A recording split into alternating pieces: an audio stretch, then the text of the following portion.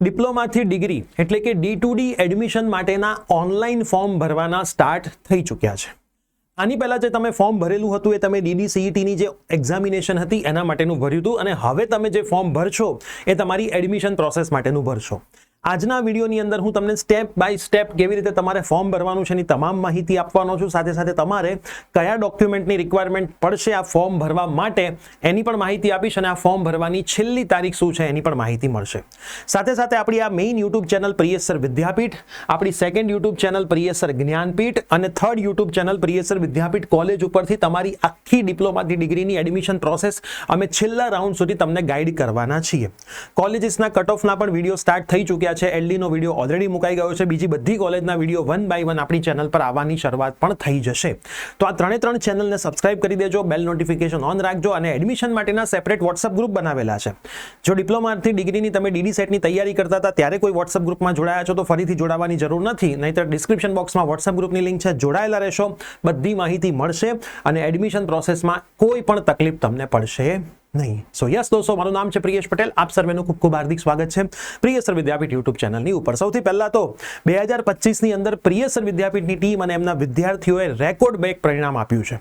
ટોપ 10 ની અંદર સમગ્ર ગુજરાતમાં આપણા 6 વિદ્યાર્થીઓ છે જે સૌથી હાઈએસ્ટ નંબર છે અને ટોપ 100માં ટોટલ 41 સ્ટુડન્ટ્સ, જે લેટેસ્ટ ડિજિટ અમારી પાસે છે એમાં 41 સ્ટુડન્ટ્સ પ્રિયસર વિદ્યાપીઠ પ્લેટફોર્મ ઉપર ભણેલા છે, જે પણ ગુજરાતના તમામ પ્લેટફોર્મમાં સૌથી હાઈએસ્ટ છે. તો પ્રિયસર વિદ્યાપીઠની ટીમ અને પ્રિયસર વિદ્યાપીઠના દરેક વિદ્યાર્થીઓએ એમના રિઝલ્ટથી પ્રિયસર વિદ્યાપીઠનો ડંકો આખા ગુજરાતમાં વગાડી દીધો છે. હું તમને ક્વિક રિઝલ્ટ્સ બતાવી દઉં તો આ આપણા રિઝલ્ટની એક ઝલક છે, જેમાં તમને દરેક વિદ્યાર્થીઓના માર્ક્સ, એમનું નામ, એમની કોલેજ અને એમનો ફોટોગ્રાફ્સ જોવા મળશે. અને સાથે એકમાત્ર એવું પ્લેટફોર્મ છે જેણે પહેલા જ દિવસે તમામ વિદ્યાર્થીઓના રિઝલ્ટ દરેક પ્લેટફોર્મ ઉપર પબ્લિશ કર્યા હતા, જેથી વિદ્યાર્થીઓનો ટ્રસ્ટ છે કે એમ ભણ્યા છે એટલે એમણે રિઝલ્ટ એ જ દિવસે વિદ્યાર્થીઓએ પ્રિયસર વિદ્યાપીઠ પ્લેટફોર્મ ઉપર સબમિટ કરાવ્યું હતું. તમે આ બધા વિદ્યાર્થીઓ જોઈ શકો છો. આ ટોપ 10 વિદ્યાર્થીઓ આપણા છે. એના પછી તમે જોશો સેકન્ડ પેજ ઉપર તો 14, 19, 22, 25, 28, 29, 31, 34. એના પછી તમે જોશો 37, 38, 41, 43, 44, 50, 51. એના પછી પણ 53, 55, 56, 65, 66, 67, 68, 70. એના પછી 75, 77, 81, 82, 85, 86 અને 87, 88, 90, 94, 96 અને 97. એમ ટોટલ 41 સ્ટુડન્ટ્સ ટોપ 100 ની અંદર છે, જેમની દરેક ડિટેલ્સ તમને આની અંદર વિથ ફોટોગ્રાફ જોવા માટે મળશે. તમારે ખાસ એવું કરવાનું છે કે તમારા જે જુનિયર્સ છે એમને પણ પ્લેટફોર્મ વિશે માહિતી આપજો. 2027માં અમે આનાથી પણ જબરજસ્ત કોર્સની અંદર વિદ્યાર્થીઓને કામ આપવાના છીએ અને 2027ની ઓનલાઈન અને ઓફલાઈન બેચ લોન્ચ થઈ ગઈ છે. તમે જુનિયર્સને કહેશો એટલે 100% જુનિયર્સને પણ પ્રિયસર વિદ્યાપીઠ પ્લેટફોર્મ ઉપર ભરોસો આવશે. હવે આપણે વાત કરીએ ફોર્મ ભરવાની. તો સૌથી પહેલા તો હું ACPCની વેબસાઇટ ઉપર જઉં છું. ACPCની વેબસાઇટ ઉપર તમારે જવાનું છે. ACPCની વેબસાઇટ પર જતા પહેલા હું તમને કી ડેટ્સ બતાવી દઉં છું. આ ફોર્મ ભરવાની તારીખ 30/5 થી 22/6ની છે. તમે 22/6 સુધી તમારું આ ફોર્મ ભરી શકો છો અને 22/6 સુધી દરેક જે તમારી ડોક્યુમેન્ટ અંદર ડિટેલ્સ નાખી છે એ એડિટ પણ કરી શકો છો. 25 તારીખે કોલેજનું લિસ્ટ અને સીટ મેટ્રિક્સ આવશે, મેરિટ આવશે અને પછી દરેક રાઉન્ડ સ્ટાર્ટ થશે. એની માહિતી આપણે સમયાંતરે આપણી 3 યુટ્યુબ ચેનલ ઉપર આપતા રહીશું. હવે તમારે ACPCની વેબસાઇટની અંદર જવાનું છે. એમાં તમારે કોર્સિસની અંદર D2D એન્જિનિયરિંગ અથવા તો ફાર્મસીની અંદર ક્લિક કરવાનું છે. એમાં તમે D2D રજિસ્ટ્રેશન 2026 ઉપર ક્લિક કરશો અને એમાં તમે જશો click here for common registration ACPC 2026. એના ઉપર તમે ક્લિક કરશો એટલે તમારે ફરીથી આની અંદર ફ્રેશ કેન્ડિડેટ રજિસ્ટ્રેશન નથી કરાવવાનું, કેમ કે તમે ઓલરેડી એક્ઝામ વખતે રજિસ્ટ્રેશન કરીને બેઠા છો, અમુક ડોક્યુમેન્ટ અપલોડ કરીને બેઠા છો. હવે તમારે સીધા એ જ ક્રેડેન્શિયલનો યુઝ કરવાનો છે. યુઝર ID, પાસવર્ડ અને સિક્યુરિટી પિન નાખીને અહીંયા તમારે લોગિન કરવાનું છે. એ તમે લોગિન કરશો એટલે તમારી પાસે આવી વિન્ડો ઓપન થશે. તમે અહીંયા નીચે જોયું, હું 1 બાય 1 તમને દરેક વસ્તુ સમજાવીશ. તમે એ કરશો એટલે તમારી પાસે આવી વિન્ડો ઓપન થશે. આ વિન્ડોમાં પણ તમને 2 ઓપ્શન દેખાતા હશે. D2D કોમન એન્ટ્રન્સ ટેસ્ટ, જે તમે પહેલા ભરી દીધું છે ઓલરેડી. એપ્લિકેશન નંબર પણ તમને એનો દેખાતો હશે અને બીજું છે D2D એન્જિનિયરિંગ ફાઉન્ડેશન કાઉન્સિલિંગ. એનો એપ્લિકેશન નંબર તમને અહીંયા દેખાતો હશે. આમાં તમારે સિક્યુરિટી પિન નાખવાની છે. તમે અહીંયા સિક્યુરિટી પિન નાખીને ક્લિક હિયર ટુ પ્રોસીડ ઉપર ક્લિક કરશો, એના પછી તમે આમાં આગળ વધશો.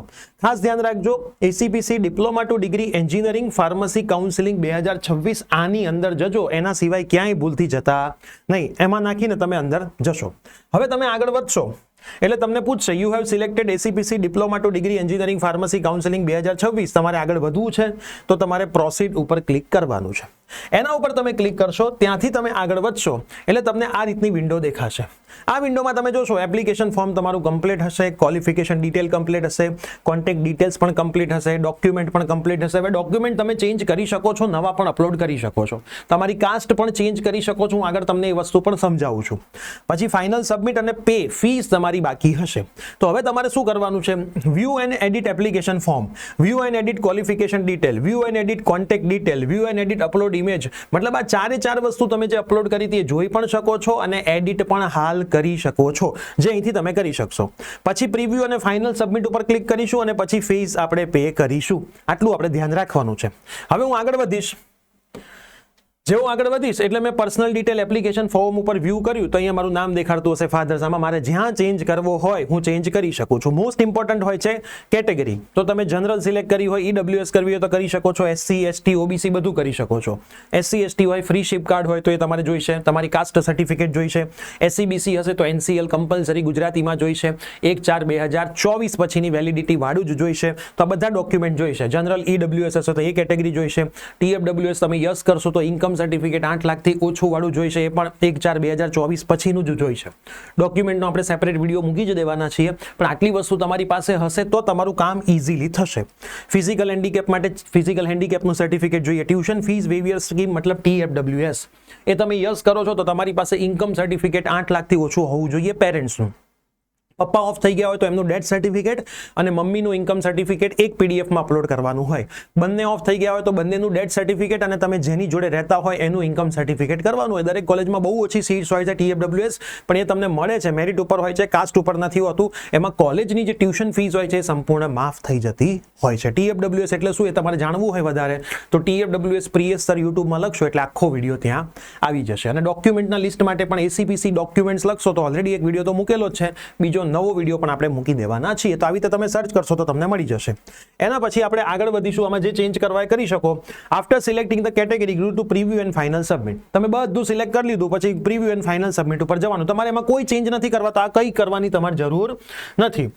આ application form, qualification detail, contact detail અને ડોક્યુમેન્ટ્સ એમાં કોઈ ચેન્જ કરવું હોય તો તમે આવી રીતે કરી શકશો. હવે પ્રીવ્યુ અને ફાઇનલ સબમિટ ઉપર તમે ક્લિક કરશો એટલે તમને બધી વસ્તુ જે ભરી હશે દેખાડશે. એમાંથી 80% તો અમુક વિદ્યાર્થીઓ તો 100% સાચી વસ્તુ ડીડી સેટના ફોર્મ વખતે જ ભરી દીધી હતી. અમુકને કેટેગરીના ટીએફડબ્લ્યુએસના ઇશ્યુ હતા તો એ તમે અહીંથી વ્યૂ એન્ડ એડિટ એપ્લિકેશન ઉપરથી કરી શકો છો. ક્વોલિફિકેશનમાં કોઈ ભૂલ કરી હોય તો કરી શકો છો. ડિપ્લોમાની અંદર તમે ડિપ્લોમાની અંદર અત્યારે છો, રિઝલ્ટ નથી આવ્યું તો એપિયર ઉપર સિલેક્ટ કરજો. રિઝલ્ટ આવી ગયું હોય જેનું તો એ પાસ ઉપર સિલેક્ટ કરશે. બરાબર, ઘણા લાસ્ટ ટાઈમના ડ્રોપર હોય તો એમને પાસ સિલેક્ટ કરવાનું. હજી તમારું રિઝલ્ટ ના આવ્યું હોય એ કેસમાં એપિયરિંગ સિલેક્ટ કરવાનું. તમારે તમારી માર્કશીટ પણ અપલોડ કરવાની આવશે તો માર્કશીટ કઈ અપલોડ કરી શકો છો? જે લેટેસ્ટ માર્કશીટ હોય, ઓનલાઈન વાળી પણ ચાલશે, હાર્ડ કોપી વાળી પણ ચાલશે, અપલોડ તમારી થશે. એમાં કોઈ જ ચિંતા કરવાની જરૂર નથી. સર હું કયા સેમિસ્ટરની કરું, ત્રીજાની, ચોથાની, પાંચમીમાં, એ બધી ચિંતા તમે ના કરો. બધો જ ડેટા એસીપીસી તમારી કોલેજ પાસેથી લેશે. તમે જે અપલોડ કરશો એનાથી એ ડેટા નથી ચાલતો હતો. એસીપીસી બધું પરફેક્ટ ચેક કરીને જ બધું કામ કરતું હોય છે, એટલે એ ચિંતા તમારે કરવાની નથી. ઓનલાઈન માર્કશીટ પણ ચાલે છે. ઠીક છે, બધું તમે કરશો એટલે તમને કહેશે કે ભાઈ ફાઇનલ સબમિટ કરવું છે. ક્લિક કરીને સેવ એન્ડ ફાઇનલ સબમિટ ઉપર તમારે ક્લિક કરવાનું રહેશે. હવે તમને પૂછશે જો તમે અમુક ડોક્યુમેન્ટ્સ એડ કરી હશે કેટેગરી તો ડોક્યુમેન્ટ અપલોડ કરવાનું કહેશે કે ભાઈ એસસીબીસીનું સર્ટિફિકેટ એડ કરો, પીડબ્લ્યુડી કર્યું છે ફિઝિકલ હેન્ડીકેપ તો એ સર્ટિફિકેટ કરો, ઇન્કમ સર્ટિફિકેટ મેં તમને જે કીધું 1/4/2024 પછીનું જ જોશે. એક્સ સર્વિસમેન યસ કર્યું છે તો એનું સર્ટિફિકેટ માંગશે, એનસીએલ કર્યું છે તો એનું સર્ટિફિકેટ માંગશે. તો 1/4/2024 પછીના સર્ટિફિકેટ તમારી પાસે જોઈએ. એનસીએલ કમ્પલસરી ગુજરાતીમાં જોઈએ. અમુક ડોક્યુમેન્ટ તમે પહેલા અપલોડ કરેલા છે એમાંય ચેન્જ કરવો હોય તો તમે કરી શકો છો.